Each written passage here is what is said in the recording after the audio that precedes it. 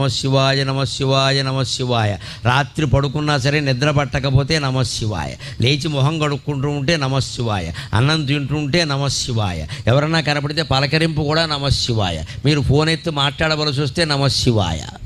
ఇంత ఇదిగా భగవన్నామాన్ని మనం సొంతం చేసుకుంటే అన్ని రకాల పాపాలు కాదు, సకల కర్మలు నశించిపోతాయి. అన్ని కర్మఫలాలు పోయి జ్ఞానం పొంది మోక్షం పొందుతాం. ఎప్పుడూ ఆనందంగా ఉంటాం. భగవన్నామస్మరణ అంత గొప్పది. అలా చేస్తేనే శివుడు కాపాడుతాడు. గమనించండి. ఇలా ఊరికే దండం పెట్టేగానే ఏం కాపాడాను? అలా అయితే అందరినీ కాపాడాలిగా.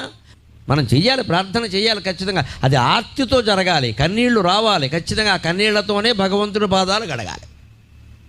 అందుకే రోజు ఇళ్లల్లో కూడా కులభేదం లేకుండా, స్త్రీ పురుష భేదం లేకుండా అందరూ దేవతార్చన చెయ్యండి.